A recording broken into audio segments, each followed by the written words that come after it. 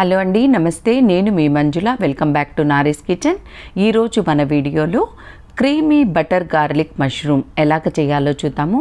ఇది చాలా సింపుల్గా ఇంట్లో ఉన్న ఇంగ్రీడియంట్స్తోనే రెస్టారెంట్ స్టైల్లో చాలా టేస్టీగా ఎలాగ చేయొచ్చో ఈ వీడియోలో చూద్దాము. అలాగే ఈ రెసిపీ అనేది చపాతీకి, తందూరి రోటీకి, నాన్కి, జీరా రైస్, పులావ్, ప్లెయిన్ రైస్ అన్నిటికీ ఈ కాంబినేషన్ అనేది చాలా బాగుంటుంది. నార్మల్గా మనము మష్రూమ్ కర్రీ అనేది నార్మల్గా స్పైసీగా చేసుకుంటాము. ఈ ఇంగ్రీడియంట్స్తో ఒకసారి తయారు చేసి చూడండి. దీనికోసమని బటన్ మష్రూమ్స్ తీసుకోవాలి. ఎంత చిన్న సైజ్ అయితే అంత చాలా బాగుంటుంది. దీన్ని మట్టంతా బాగా కడిగేసుకునేసి ఈ విధంగా దీని ఎడ్జెస్ని మరీ ఎక్కువ కట్ చేయకుండా ట్రిమ్ చేసేసుకుంటే మనకు ఈ తోకలు అనేది ఉంటేనే బాగుంటుంది.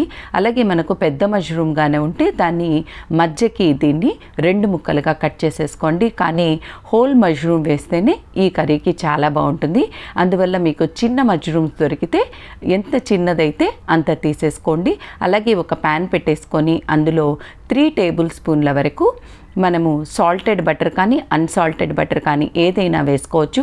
అలాగే వెల్లుల్లిపాయలు కూడా మనము చాలా సన్నగా తరుక్కునేసి 2 టీ స్పూన్ల వరకు వేసేసుకునేసి ఇది మంచి సువాసన వచ్చేంత వరకు మనము ఫ్లేమ్ని అడ్జస్ట్ చేసుకుంటూ ఫ్రై చేసుకోవాలి. ఆ తర్వాత మనము ఇందులోకి సన్నగా తరిగినటువంటి ఉల్లిపాయలు, ఈ ఉల్లిపాయలు అనేది కూడా చాలా సన్నగా తరుక్కోవాలండి. దీన్ని కూడా ఒక 3 టీ స్పూన్ల వరకు కూడా వేసేసుకునేసి ఫ్లేమ్ని ఎప్పుడైనా కూడా అడ్జస్ట్ చేసుకుంటూ మనము ఈ విధంగా మనము ఫ్రై చేసేసుకోవాలి. ఇదంతా మంచి వాసన వచ్చేంత వరకు ఫ్రై చేసుకొని ఇందులో ఒక 1/2 టీ స్పూన్ వరకు సాల్ట్ వేసేసుకునేసి ఇదంతా కొంచెం బాగా గోల్డెన్ బ్రౌన్ వచ్చేంత వరకు ఫ్రై చేసుకొని ఇందులో ఆల్రెడీ మనం కడిగి పెట్టుకున్నటువంటి ఈ బటన్ మష్రూమ్స్ కూడా వేసేసుకొని దీన్ని బాగా కొంచెం ఫ్రై చేయాలి.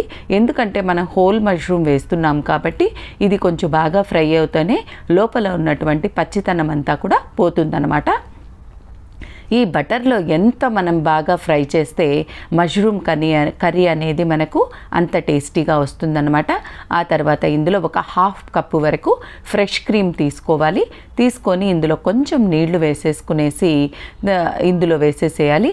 ఆ తర్వాత ఒక టేబుల్ స్పూన్ వరకు గోధుమ పిండి తీసుకొని దీన్ని నీళ్లతో కొంచెము కలిపేసుకునేసి ఇందులో వేసేసుకొని ఇమీడియట్గా మనము దీన్ని కలిపేసుకోవాలి, లేదంటే ఉండలు కట్టేస్తుంది. ఈ విధంగా కలిపిన తర్వాత ఇందులో ఒక టీ స్పూన్ వరకు కారం వేసుకొని మిరియాల పొడి ఒక 1/2 టీ స్పూను ఉప్పు కూడా వేసేసుకునేసి దీన్నంతా ఒకసారి బాగా కలియపెట్టేసుకునేసి ఇందులో ఇంకొక 1/2 కప్పు వరకు నీళ్లు వేసేసుకునేసి దీన్నంతా బాగా కలిపేసుకోవాలి. ఉప్పు అనేది మీరు ఒకసారి చూసుకోండి, ఎందుకంటే మష్రూమ్స్లో కూడా సాల్ట్ కంటెంట్ అనేది ఉంటుంది. అది కాకుండా మనం ముందుగా కూడా కొంచెం ఉప్పు వేసాం కాబట్టి ఉప్పు అనేది కొంచెము చూసుకొని వేసుకోండి, లేదంటే ఎక్కువైపోతుంది. మూత పెట్టేసుకొని ఒక 5 నిమిషాల పాటు ఉడికించిన తర్వాత ఈ విధంగా క్రీమీ కన్సిస్టెన్సీ అనేది వచ్చేస్తుందన్నమాట.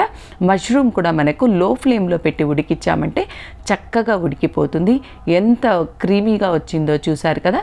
ఇప్పుడు ఇందులోకి మనము కొత్తిమీర, సన్నగా తరుముకున్నటువంటి కొత్తిమీర కూడా వేసేసుకునేసి దీన్ని ఒకసారి కలిపేసుకుంటే అంతే అండి, creamy butter garlic mushroom curry ready అయిపోయింది.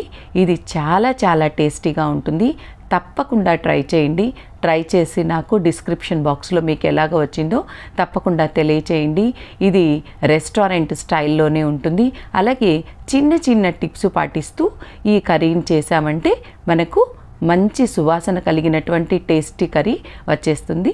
ఈ రెసిపీ కనుక మీకు నచ్చినట్లయితే please like, share and subscribe to Nari's kitchen. అలాగే మీ ఫ్రెండ్స్కు కూడా తప్పకుండా షేర్ చేయండి. అలాగే కామెంట్ సెక్షన్లో కూడా కామెంట్ పెట్టండి. Thanks for watching.